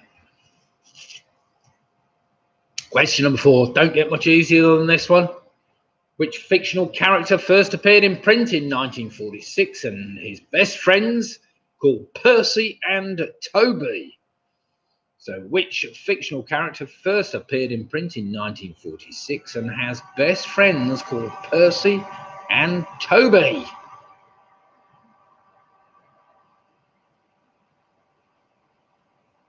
Ian says, I'm on a 20-second timer. I'm on 20-second timer. Bloody hell. I'm doing well. Gone past Pearl now. We celebrated our 45th wedding anniversary this year. Well, I hope you didn't ask for one of those things then, Jack. Well, no, you must have done. I hope you got more than a peg bag then. He took you to a nice place, didn't he, somewhere? Or didn't you go on holiday somewhere to celebrate? Sounded good to me. Question number 5. I'm sure we had this the other week. Never mind. I'm sure you won't mind this one again. Also known as Dr. Eggman, Dr. Ivor Robotnik is the main villain in which video game series? I got through the stylus. Well, not off me, did you? I can't remember. Did I get it? Oh, dear. So, question 5 again, also known as Dr. Eggman. Dr. Ivor Robotnik is the main villain in which video game series?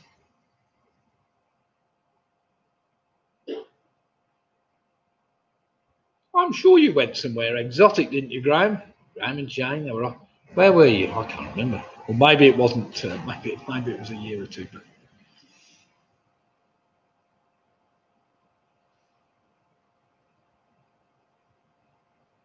What are we on? 34.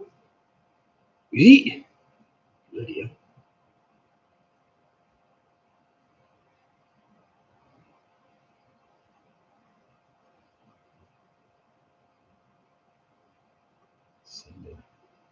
Question number 6. Listen carefully to this one. Originally patented by Pfizer, what is the most common brand name associated with the diamond-shaped medicinal sildenafil?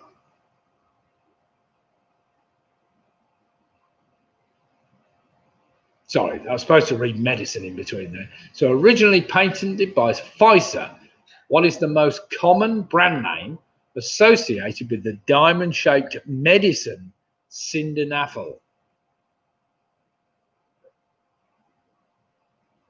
What do I get for 3 divorces? God damn. You learn to give up eventually. I'm sure. Yeah.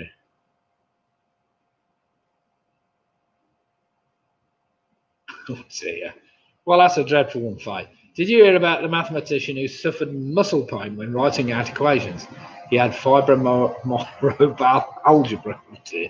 Fibromyalgia. Yeah, brilliant. Yes, good dear. Very true. Question number 7. What is the name of a Belgian comic franchise centered on a fictional colony of small, human-like creatures who live in mushroom-shaped houses in the forest? Very hard question.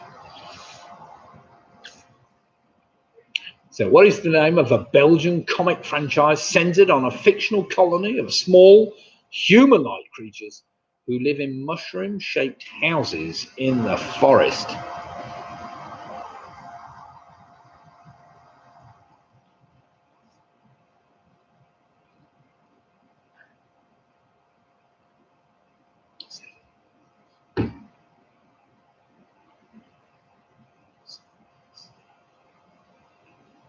This is thrown. Question number 8. Listen carefully. Another silly one. In Roger Hargreaves' series of Mr. Men books, who is known as Monsignor Malchance and Senhor Desperado in the French and Portuguese editions? Senhor. That's Portuguese as opposed to Spanish. So question 8 again. In a Roger Hargreaves series of Mr. Men books, who is known as Monsignor Malchance and Senhor Desperado in the French and Portuguese editions?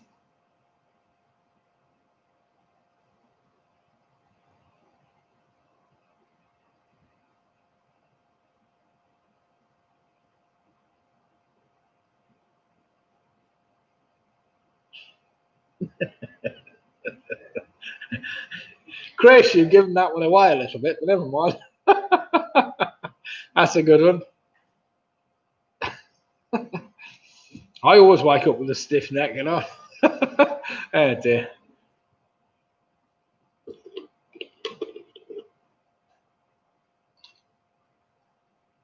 I like that one. Question number 9. In the film Finding Nemo, which I'm sure all our Rotarians have watched, certainly with their grandchildren, what is the name of the fish who helps Nemo's father find Nemo despite suffering from short-term memory loss?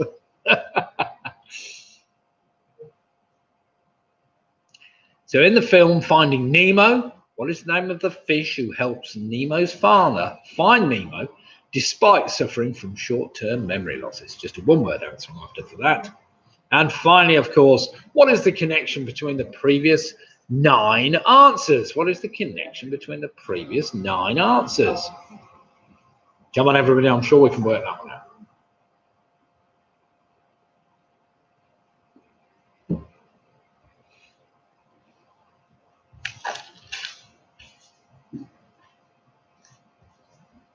What's it? Tried to find my ex-husband to take a pill to improve my sex life. Apparently cyanide isn't the right one. Oh dear. I like that one.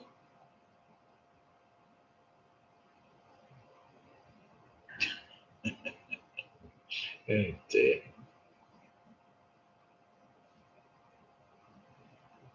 Well, we're all in lockdown really, aren't we, I suppose, at the moment, but never mind. Right then, everybody, before we go to the last round, what's this? Robin got everything for this round. Clearing up spilt beer here. Oh dear. What have you gone and spilt, Matthew? You knocked it off the table.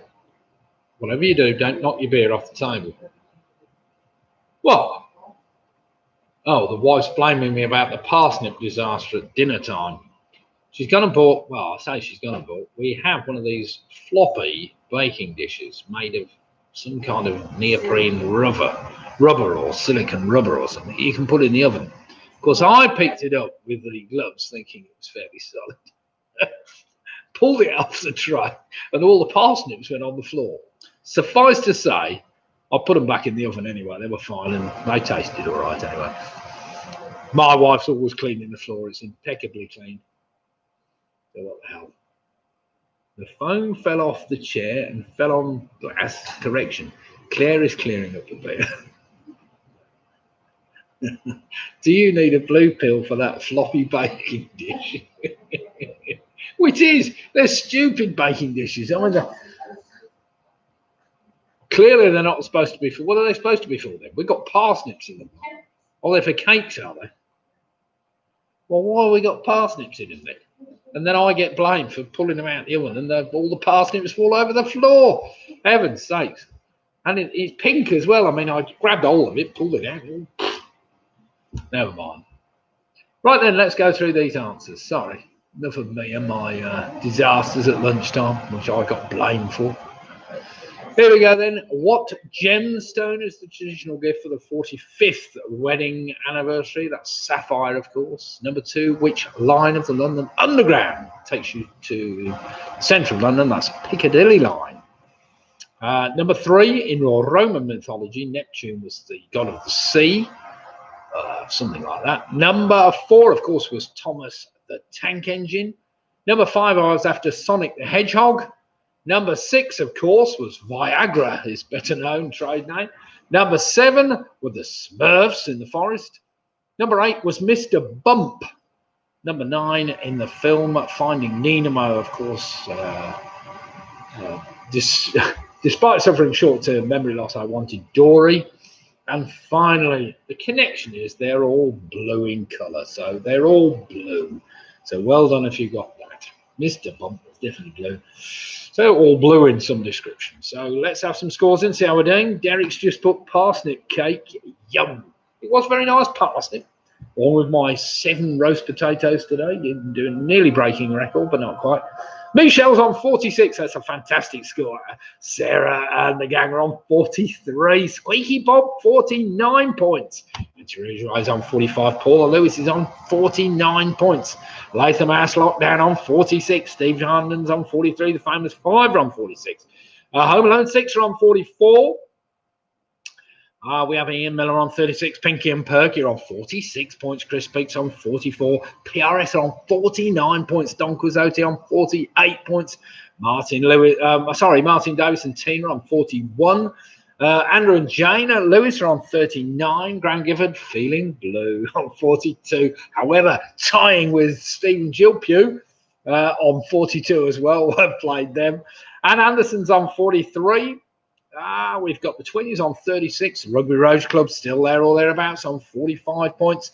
Alex Brown's on 40. Penny Graham's on 36. We've got Pickett Mix on 45. Split the difference yet to drop a point on 50 points. Mick Roberts on 43. We've got Jed and Tracy on 43. Dick Sharman's on 43. PRS on correction, they're on 48. Team UK USA 49, and they're really happy with that at the moment. And they ought to be going into the last round, which is a bit of a potluck, but never mind. Clive and Janet are on 43. Jackie, Skip and the Booby Prize Girls are on 43. Mike Yates on 38. And we've got 35 for Georgia and Rory. And the Yorkies, fantastic points. 35 points. Well played them. Now, the last round, as always, is just 10 general knowledge questions. Some of them are general knowledge and some of them are a bit of a guess. So, of course, good teams tend to guess well anyway, but never mind. We'll see how we fare tonight. So are we ready? Eyes down, look in. We have. Let's just have a little look. I think any team 47, well, anybody in the 40s is doing all right, but we've got one team on 50, and then we got one. We got 1, 2. Oh, how many have we got? 1, 2, 3 teams on 49, and we've got a couple of teams on 48, and we've got a few 47s and 45s. It's very, very close going into the last round, so don't give up hope because things may change in this round. So question number 1, last round, general trivia round, popularized in the 1990s by Luciano Pavarotti, meaning none shall sleep. What 2-word aria is from the final act of Puccini's Turandot and is one of the best known tenor arias in all opera?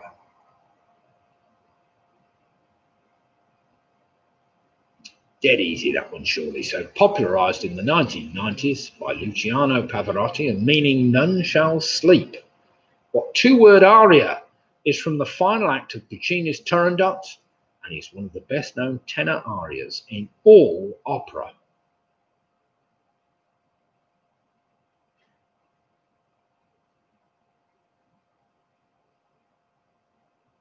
Question number 2. This caught me out at a quiz once. Let's see whether it can catch you lot out. In the world of navigational aids, what does the letter S stand for in the acronym GPS? I'll give you the choice. Is it satellite, system, or service? So question number 2. In the world of navigational aids, what does the letter S stand for in the acronym GPS? I'll give you the choice. Is it satellite, system, or service?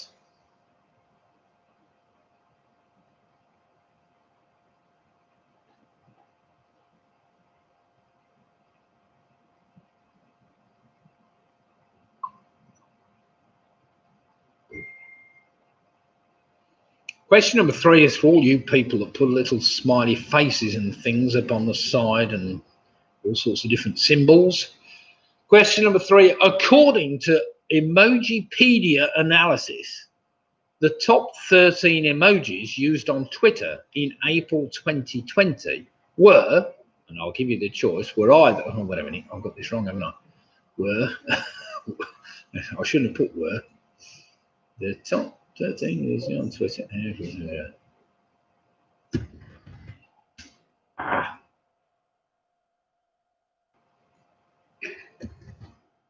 Right, I need to just rephrase that. What was the top emoji? What was the top emoji used on Twitter? April 2020, that's better. Sorry, I needed to reword that because it didn't read properly at all. I'm giving you the choice. So according to Emojipedia analysis, what was the top emoji used on Twitter in the April of 2020? I'll give you the choice. Was it face with tears of joy, loud crying face, or pleading face? So you've got to know your emojis for this one.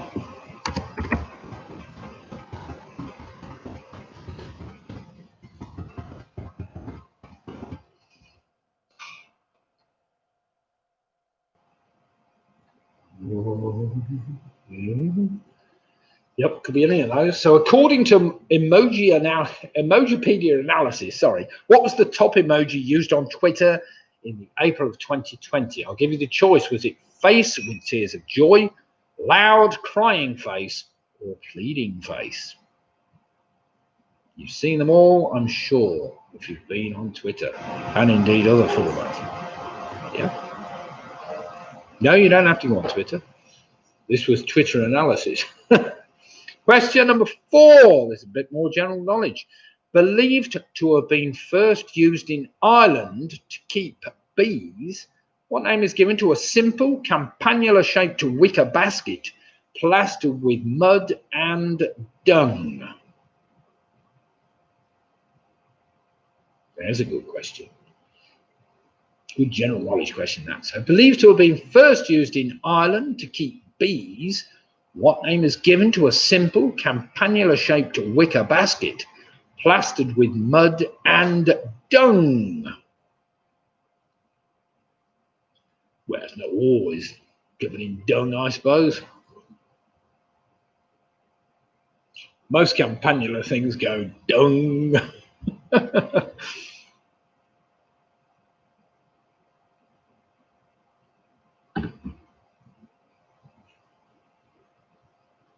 What's that?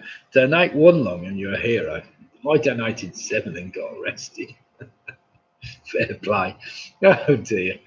Question number 5. In what century was the first small shop established by Fortnum and Mason in St James Market, London?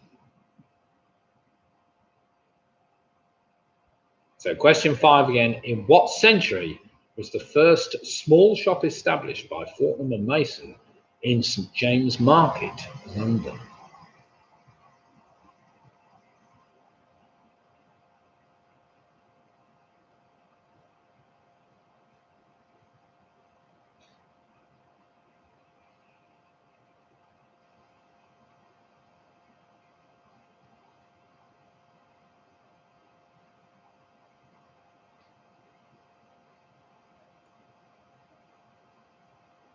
I've written that one as well. Local resident. Let's put a local resident. Comma. Local resident, comma, which one? Yeah. Question number 6. A local resident, which Northern Irish golfer was given the honour of the first tee shot at the 2019 Open at Royal Portrush in Antrim? I'll give you a choice. Was it Darren Clarke, Rory McIlroy, or Graham McDowell? So question 6 again. A local resident, which Northern Irish golfer was given the honour of the first tee shot at the 2019 Open at Royal Portrush in Antrim? I'll give you the choice. Was it Darren Clarke, Rory McIlroy, or Graham McDowell?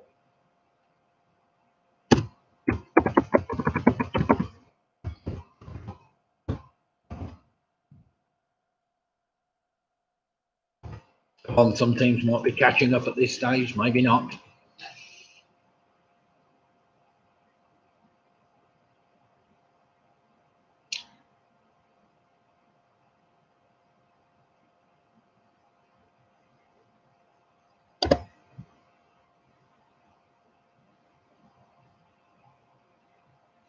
Question number 7. Othello, patented in 1971, is a variant of the board game Reversi.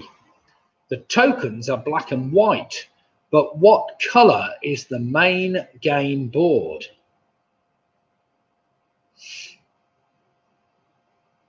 Some of you might have the game of Othello at home. So Othello, patented in 1971, is a variant of the board game Reversi.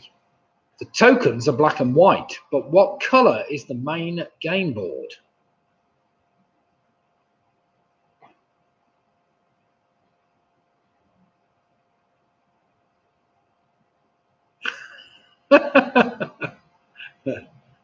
Dear.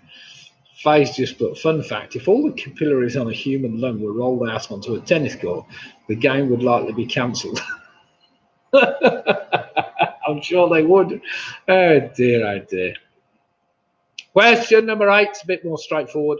In 2010, which political party got its first MP when Caroline Lucas won the seat of Brighton Pavilion? So question number 8 again. In 2010, which political party got its first MP when Caroline Lucas won the seat of Brighton Pavilion?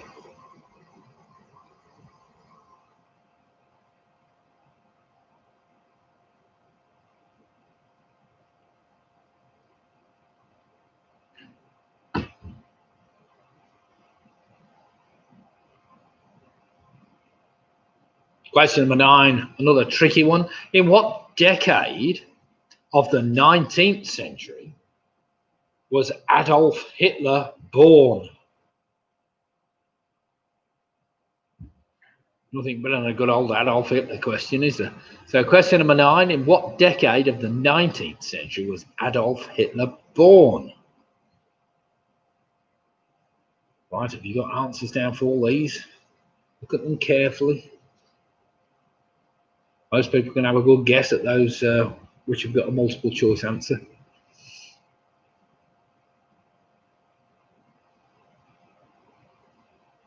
And finally, question number 10, another multiple choice answer.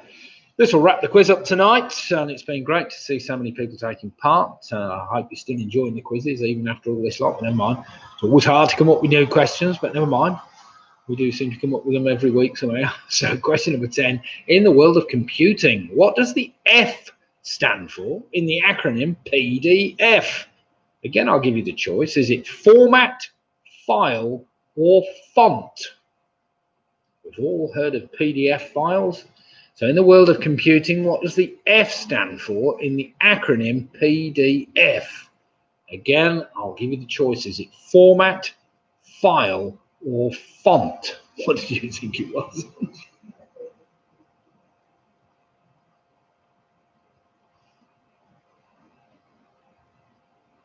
So there we have it.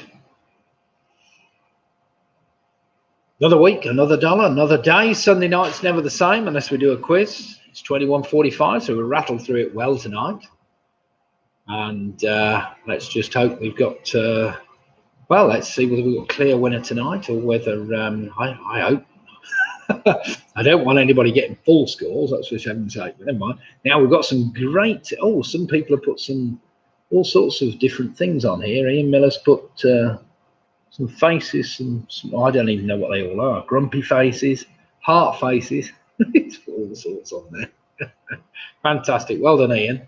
I wouldn't even know what they all meant anyway, but never mind.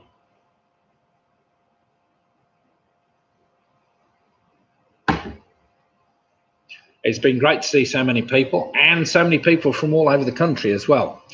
Do remember, if you want to subscribe to the channel, which gives you the updates that I do feel free to just hit the subscribe button. And if not, give me the thumbs up for it if you've enjoyed the quiz. We'll see. You might not have enjoyed the quiz. Of course, if you lost, you might give me the thumbs down, but we'll see how we've fared. Right then, everybody, are we ready for some marking? We don't probably need too much time because most of those will either know it or don't know it, I suppose, or guesses or whatever else. So here we go then. Question number one, of course, popularised by Luciano Pavarotti. None shall sleep, of course, is Nessun Dorma. Nessun Dorma. So well done with that. Number two, in the world of navigation aids, what does the S stand for? Well, it's a global positioning system. Global positioning system was what I was after. I made the mistake of putting satellite down a few years ago and got that wrong in some quiz, but never mind. Question number three, according to Emojipedia analysis, the top emoji appearing on Twitter in 2020 was face with tears of joy. Face with tears of joy. Well done if you got that. Number four, believed to have been first used in Ireland to keep bees. Better known for that campanula-shaped wicker basket plastered in mud or dung is called a skep. S-K-E-P, a skep. Well done if you got that. Number four, Falkner Mason, of course. They were in the 18th century. The 18th century. Their first shot was in 1707. Number six, the local resident who got the tee shot, or the honour of the tee shot at the 1919 Open, was Darren Clark. Well done if you got that. Number seven, Othello, which is a variant of the board game Reverse 8 with the tokens black and white. The colour of the main board is green. It's green. Number eight, of course, going on from green, Caroline Lucas won for the Green Party, of course.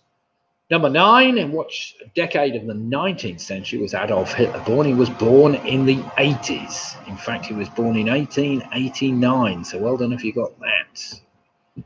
Number 10, in the world of computing, what does the F stand for in PDF? Well, PDF stands for Portable Document Format. So it's format I was after. Portable Document Format. Right then, everyone, let's have some scores in, see how I've all done, and we will go from there.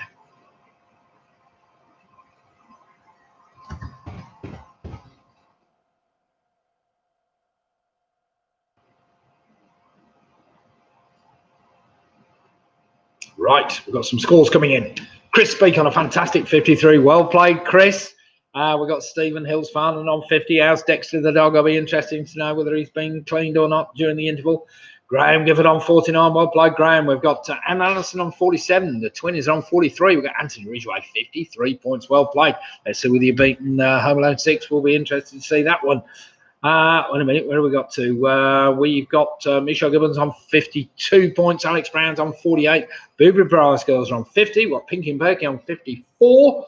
We got Andrew Lewis and Jane on 46. Jen Tracy on 49.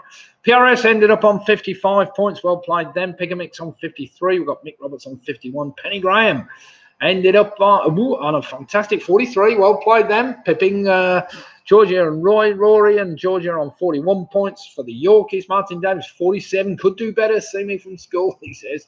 Home Alone 6 ended up on 52. Not our best performance. Never mind, there were some tricky questions in there. Clive and Janet from Stockton ended up on 41. Mike Yates on 51, sorry, for Clive and Janet. 43 for Mike Yates.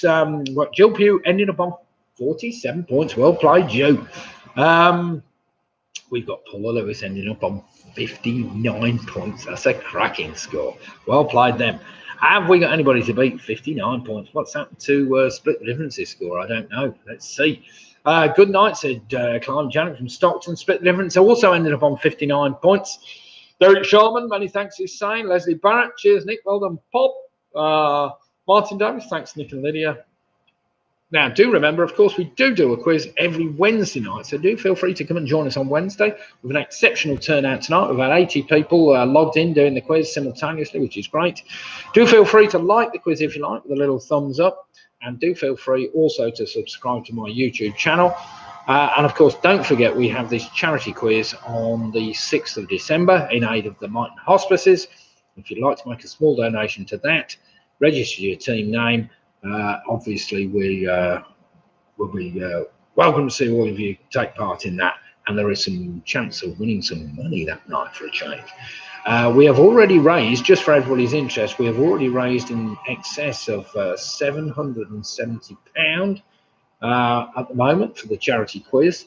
So if we can get close to £1,000, it will be an absolutely brilliant turnout for everybody. So currently, we stand at £776. So good night, everybody, and thank you for taking part in next Sunday night quiz. Do feel free to come and join us on Wednesday night when we will be doing 6 more rounds of tricky trivia to keep you all on your toes. I hope everybody has learned one fact tonight. I had never heard of a, was it a skep? Yeah, I'd never heard of a skep before until I saw it on one of the quiz shows this week, and I thought, well, that's an interesting question. So there we have it. That's why you got it tonight. Never mind. So good night, everybody, and thank you very much, everybody, for taking part. We will see you again Wednesday. If not, next Sunday, come and take part in next Sunday night quiz. Good night, everybody. We'll see you then. I'm ending the stream now.